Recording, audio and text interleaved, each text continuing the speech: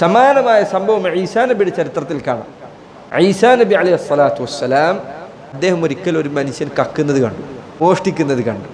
അപ്പോൾ ഈസാ അലൈഹി സ്വലാത്തു വസ്സലാം അദ്ദേഹം നീ മോഷ്ടിക്കുകയാണോ?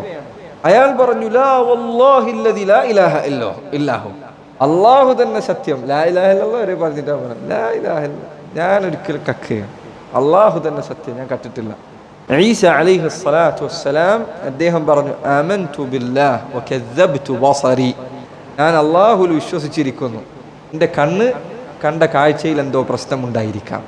ഈ ഹദീസ് വിശദീകരിച്ച പണ്ഡിതന്മാർ ചില പറഞ്ഞു ഈസാ നബി അലൈഹി സ്വലാത്തു വസ്സലാം അള്ളാഹുവിനെ കുറിച്ചുള്ള അദ്ദേഹത്തിന്റെ മനസ്സിലെ ആദരവിന്റെ വലുപ്പം കാരണത്താൽ, അതിന്റെ മഹത്വം കാരണത്താൽ അദ്ദേഹത്തിന് ചിന്തിക്കാൻ കഴിയുന്ന അള്ളാഹിന്റെ പേരിലുള്ള നമ്മൾ ചില സമയത്തിലെ ഗുരുതരമായ ചില കുറ്റകൃത്യങ്ങൾ നമ്മൾ വിചാരിക്കുന്നു, എങ്ങനെ ഒരാൾ ഇത് ചെയ്യുന്നു, എങ്ങനെ അയാൾക്ക് ഇത് സാധിച്ചു എന്ന് നമ്മൾ ചിലപ്പോൾ പറയില്ലേ. അദ്ദേഹം പറഞ്ഞു അള്ളാഹുവിന്റെ പേരിലുള്ള കള്ളസത്യം ചെയ്യും. അദ്ദേഹം പറഞ്ഞു ഞാൻ കണ്ടതിൽ എന്തെങ്കിലും പ്രശ്നം ഉണ്ടാവും, ചിലപ്പോൾ അവൻ്റെ സ്വത്താണെന്ന് വിചാരിച്ചെടുത്തതായിരിക്കും, ഞാൻ പറഞ്ഞത് തെറ്റിപ്പോയി എന്ന് അദ്ദേഹം ഈസാ നബി അലൈഹി സ്വലാത്തു വസ്സലാം പറഞ്ഞതായി കാണാം.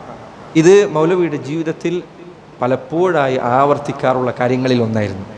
പല ആളുകളും മൗലവിയെ പറ്റിച്ചിട്ട്, മൗലവിനെ പറ്റിച്ചിട്ട് അഭിമാനം പറഞ്ഞു നടക്കും, ഞാനയാളെ പറ്റിച്ച് ആര് പോയാലും പറ്റിക്കാൻ പറ്റും എന്ന് പറഞ്ഞ് നടക്കുമായിരുന്നു. നോക്കൂ നിങ്ങൾ, എന്നാൽ ഇത് കേട്ടാലാകട്ടെ, ഇത് കേട്ടാൽ, ഇത് പറഞ്ഞു കൊടുത്താൽ, മൗലവിയോട് പല ആളുകളും എഴുതിയതായി കാണാം, മൗലവിയെ ഞങ്ങൾ തിരുത്തും, ഇങ്ങനെ നിങ്ങൾ ചെയ്യരുത് എന്ന് പറയും.